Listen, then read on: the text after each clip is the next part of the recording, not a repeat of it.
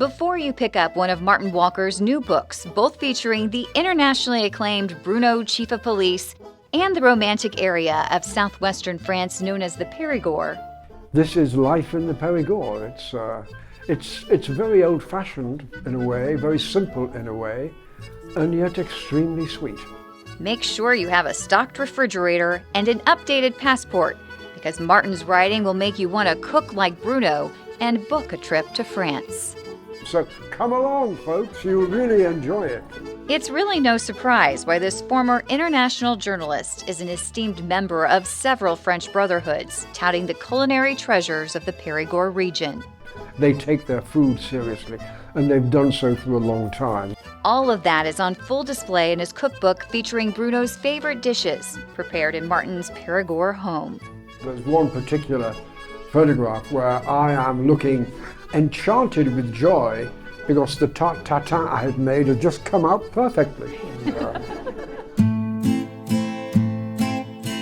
Bruno fans will be happy to hear the policeman also gets some time to cook up a mouth-watering meal or two in this, the 16th novel of the series, where Bruno puzzles over an intricate scheme involving French intelligence. By the way, have you ever thought about the location of France's territories worldwide? In A Chateau Under Siege, Martin Walker points out they all serve as intelligence listening points. That is one of France's crown jewels.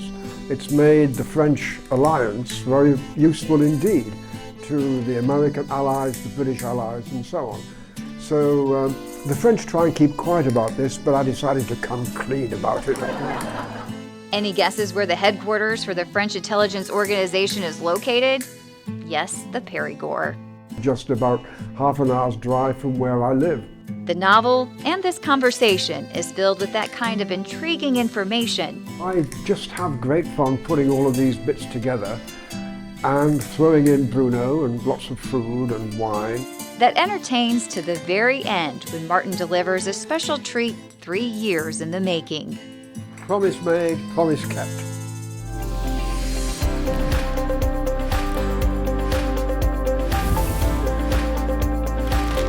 Martin Walker, it's so nice to see you. It's good to be back here in St. Louis. You have 2 books for us this time around. Yeah.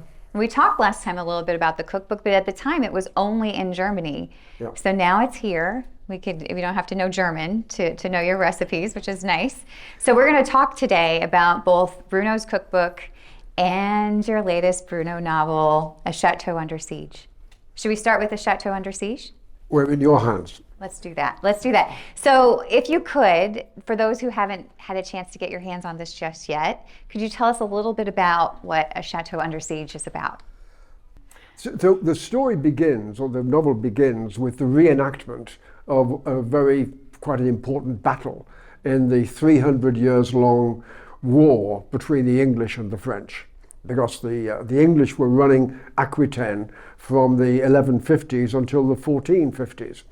And occasionally the French would reconquer bits. And this is about one of the bits that was reconquered, a town called Sarlat, which have been talking for a while about doing a reenactment of the battle that led to Sarlat coming back into French hands. So I have a reenactment, and the guy who's playing the French general, de Guesclin,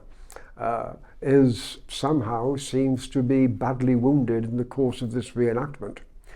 And so this then becomes, and Bruno is there in the crowd and trying to find out what's going on, and was it deliberate, was it an accident, what happened? And at the same time, it turns out that this guy who has been wounded was a serial historical reenactment man. And this man's name is Guesclin, and he happens to be the guy who is running the intelligence center at Dom. And so the moment this guy gets hurt or possibly is mortally wounded, French intelligence goes bananas, and Bruno is the man on the spot who's got to try and handle things. So, and he also has 2 glorious daughters, this man Guesclin. And you know what Bruno is like when it comes to pretty women. I mean, he's putty in their hands. So it starts to unfold. Is that a fair introduction? Yeah. Yes, very good. What I was going to say is, obviously, as you all know, this with it with Bruno's books, it takes place in the Perigord, so there is lots of food, wonderful food, lots of. What's neat is that there's a group that comes in, some of his cohorts. Well, this fellow Kirkelin, the reason why he's got this job running the intelligence listening area is because he was about the only Frenchman, or one of the very few Frenchmen, who'd been at Silicon Valley in the beginning. And he'd been one of the guys who wrote the Google source code and so on, which made him extremely rich. So one of the things I had great fun researching and writing about is the little known role of South Dakota in the lives of the mega rich around the world. Do any of you know about this? About 30 years ago, a guy became the governor who was thinking, how do I get South Dakota to get a really good tax income and we can do something with the state? And this was in the early 80s when inflation was roaring away. And at the time, this was a real problem for the credit card companies because you still had the 1930s law legislation which controlled how much interest could be charged by the banks on loans. And basically the banks were starting to lose money because the inflation was galloping faster than they could charge interest. And so this governor came up with a new law he managed to persuade Citibank, if I can change the law and get things done, will you set up in South Dakota? You bet, said Citibank. And that's what he did. Then the next brilliant stroke he pulled is that, do you all know the difference between compound interest and simple interest? I mean, if you put $1 million into a bank, let's say, when it's earning, say, 6%, let's say, it will double every 12 years. If it's 3%, it will double every 24 years. This system of rolling over the interest has been used by South Dakota to set up something called the perennial trust. And it's a trust which never closes. And it just goes on generation after generation after generation. So for example, if Elon Musk were to put $100 million into a perpetual trust fund in South Dakota right now, then by the end of this century, it would be worth about $4 billion. And you'll never guess who was the first person to take advantage of this. There was a woman who was famous for saying, only little people pay taxes. Do you remember that? This woman who turned out left her fortune to her dogs and the children of her dogs, and the perpetual trust is still looking after these dogs in the lap of luxury. Anyway, so I get into all of that as well. Yes. I like to have fun when I'm writing these books. So this is what's great, is that, as you know from Bruno books, is that we learn about this perpetual funds that I did not know about with South Dakota. We also learn about, there's some piece in there about 2D graphene, which is something I'd never heard of. So these are things that you find interesting, start researching, and then all of a sudden you write it in a way, these are complex things, but they're written in a way that you go, oh my goodness, I had no idea, and it's fascinating. 2D graphene is, it began by being a theory, but they've actually managed to make it. And 2D graphene, it's in 2 dimensions. So it's less than it's like a micrometer thick, but it is carbon graphene, and it has all sorts of interesting uses, particularly in computer cell manufacturing and so on. And it was theoretical 20 years ago. Now it's being made in sizable quantities. And I get fascinated by things like this. So I try to think, well, how can I get this into a novel? And then it becomes part of the plot in which countries are involved and how they can use it. And it's very, very interesting. It's complex, but he writes it in a way that it makes you feel very smart, because you walk away going, I learned something pretty cool. So there's a lot of things, like I said, that are based in fact, that are within this book. The other thing that's really interesting, I thought, was that you also have the medieval Chateau de Rouffieq. Mm-hmm. A lot of the book takes place here. It's a real place, and actually the owners of it, their names it's their names. They bought this place and they've revamped it, right? It's a lovely chateau. It dates back originally to the 12th century, but then it got sort of redone and restored and modernized a bit. But they have turned it into an absolute jewel. It still looks like a historic chateau perched up on the hilltop above the river Dordogne. And so every bedroom has got its own private bathroom, and it's all beautifully done.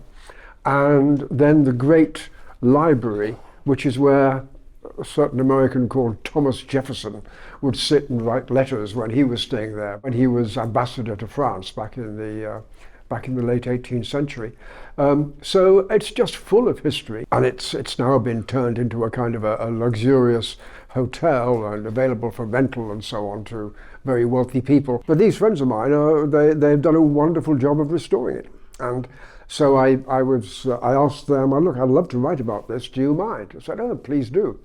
So I write about it and I give credit to them for it, because it was the perfect place for this plan I had, which was that this guy Kerkelin was, he and his old buddies from Silicon Valley meet up every year for a reunion of a week or two, and it's his turn for the reunion, and he wants to get all of his friends to help France build a proper big new chip plant in Europe. And so this is part of the underlying theme of it all, and in fact this is entirely what the French are and other European countries are trying to do at the moment, just as you are in the States. So I'm curious, because like I said, Kirk and Cassandra Owens, correct? They're the people who have bought Cassie this and chateau. Kirk, yeah. Mm. Yes. So, and you describe her, I mean, she's a very beautiful woman, and you describe her within the book. You write, this was part of when you first introduce her. She was wearing shorts that showed off her long tanned legs, and she could only have been American, featuring that unique combination of corn-fed health, lazy grace, and perfect teeth. So Cassie, I mean, she exists. Has she read? What did she think of the description you had of her? She was very, very nice about it. But it is something, I mean, it's this idea of the corn-fed health. Many of you are of my sort of vintage here. You probably all remember a Beach Boys number called I Wish They All Could Be California Girls, yeah? Wonderful number. But you've got no idea of the impact around the world of that phrase, California girls. Whoa! Because we know what it means. It's the long tanned legs, the long hair, Let's talk about the influence on your characters. So we've talked in the past about how you have, what do you call it, Old Man Tennis, brought several characters to you. Is that right? Yeah. When we first bought the place, or got our place in the Perigord, which is now, crikey, 25 years ago, I was writing a book at the time, a sort of a boring non-fiction book. And I was there with my dog, with the first of our basset, or second of our basset hounds. And as a knock came on my door as I was writing away, and it was a neighbour, the Baron, an old man, who came, and he had Balzac with him, who'd obviously escaped through a hole in the fence. And I said, well, this is very kind of you, thank you very much, can I offer you a glass of whiskey? And so the Baron came in, and half a bottle of whiskey later we'd become firm friends. And he said, did you ever play rugby? He said. And I said, look at this. Of course I played rugby. And well, would you come down and join the local rugby club? Yes, with great pleasure. And would you come down and join the tennis club? Yes, with great pleasure. And I began playing old man's tennis. That's where you have a glass of wine just at the bottom of the net. From 10:30 to midday we'd play. At midday we'd all go into the most important room in the tennis club, which was a huge kitchen, this being France, where we would cook ourselves a wonderful lunch. And my job was to bring the whiskey. The Baron would bring wine. Michel from the Public Works Department, he would bring the starter. Somebody else would bring other stuff. And the Pierrot, who was our village policeman, would actually do the cooking because he's a great cook. And, remind you of anyone? And this is a guy who spends his spare time teaching the local kids to play rugby or tennis, and he's a hunter. And I thought, there is a wonderful character here just waiting to be written about. So I began writing the first Bruno book, and now Pierrot says to me, he says, Martin, I spent all of my time trying to make sure there's no crime in the Perigord, and you litter the landscape with corpses. It's a great transition. We're talking about food to the cookbook. Let's talk a little bit about this cookbook. So what is great about this cookbook is it's not conventional in that it's organized by the people that provide the food. Well, yeah, I mean, it seems to me extremely logical. I mean, we depend upon a number of crucial people for our foodstuffs. So, first of all, we depend upon the fisherman. We depend upon the cheesemaker. We depend upon the baker. We depend upon the ramasseur, the person who goes out into the woods to collect the mushrooms and the truffles and so on. And so I craft the book around these particular people and how important they are, and how in France you get to know them through the institution of the market. Because every Tuesday morning we have a huge great market in my village and another one on Saturday mornings, and so all of your food is going to be fresh. And what's more, if you want to know what you should do with this particular product, you just ask the market stall holder and they will give you, they give you an instant tutorial upon how you cook it, what you should cook with it, and so on. And it's like an instant course in learning this age-old wisdom about cookery from one of the heartland places of France. This is the home of the truffles, the black truffles. It's the home of foie gras. It's a place where for centuries people have lived upon the duck and the fish that come from the rivers. They've lived upon the wild boar and the deer in the woodlands. And they live like kings. And best of all, they live a long time, because most of the fat that we use is duck fat. And it turns out this is an extremely healthy fat. The Perigord has got the lowest levels of cholesterol in France. Boom. When you read through the book, you're going to see there's lots of duck fat used in these recipes. It's shocking. It's very good for yeah. it. Well, yeah. But I mean, I eat like a king, but I don't get too fat on it all.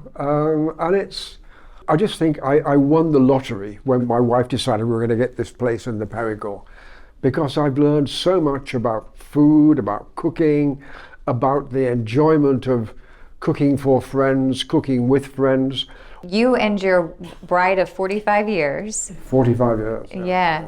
Wrote this, put this book together. Yeah. What's fun is as you read through it, you'll see the recipes that harken back to the book. So you'll recall when Bruno made a dish, and then the recipe is in here. So then you can go about making it. There's recipes also. There's one in here from Pamela that actually is a recipe that you're quite fond of, I believe. It's a recipe from my mother.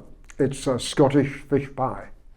And Pamela, being a Scotswoman, naturally it makes this fish pie. And Bruno is rather partial to it. There's also one dish I invented. I've always liked a dish called bœuf bourguignon, which is simply a stew of beef made with Burgundy wine. And I thought, why not with Bergerac wine? And then I bring in some of our own local mushrooms as well, and I call it bœuf à la Perigordine. And I'm really proud of that. I never thought I would invent a dish in my life. So. What's neat too is we get to see your home, your gardens, and everything in here. These are not staged photos. This is your home, right? This is the way in from the main courtyard into our little sort of private garden. Yeah. Where Julia and I will take our breakfast. But all the food in here is you didn't have a stylist. It wasn't fake food. It came straight from your kitchen. It came straight from our kitchen. It's a lot of fun to read through, and like I said, it gives you such a peek into that area of the world, and describing each of the areas of the people that bring forth the food. It's really a fun thing to read. Yeah, but this is life in the Perigord. It's very old-fashioned in a way, very simple in a way, and yet extremely sweet. Well, I warn you, don't read either of these on an empty stomach. You will not, it's not advised. Julia says the one problem with Bruno is that with every novel comes 2 more kilos.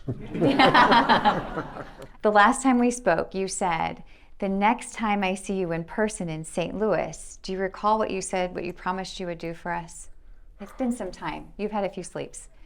You promised. I will sing. Ah, you do remember. So when you go to Germany, you end up singing, right? Well, Most of your book I mean, works. last spring of last year, I was invited to perform on the stage of the Berlin National Opera. And then this year I was invited to sing at the Concertraum in Vienna. And they gave me the dressing room of Leonard Bernstein. I thought, so yeah, I will sing some Jacques Brel. Bien sûr nous eûmes des orages, 20 ans d'amour, c'est l'amour folle. 1000 fois tu pris ton bagage, 1000 fois j'ai pris mon envol. Mais chaque meuble se souvient, dans cette chambre son berceau, des éclats des vieilles tempêtes, où rien ne ressemble à rien, toi, t'as perdu le goût de l'eau et moi, celui de la conquête. Oh mon amour, mon doux, mon tendre, mon merveilleux amour, de l'aube claire jusqu'à la fin du jour, je t'aime encore, tu sais, je t'aime. Le plus le temps nous fait cortège, le plus le temps nous fait tourment. Tu m'as gardé de piège en piège, je t'ai perdu de temps en temps. Bien sûr, tu as pris quelques amants, il fallait bien passer le temps, il faut bien que le corps exulte, mais finalement, il nous fallait bien du talent d'être vieux sans être adulte. Oh mon amour, mon doux, mon tendre, mon merveilleux amour, de l'aube claire jusqu'à la fin du jour, je t'aime encore, je t'aime toujours. Tu sais le bien, je t'aime toujours. Thank you. Thank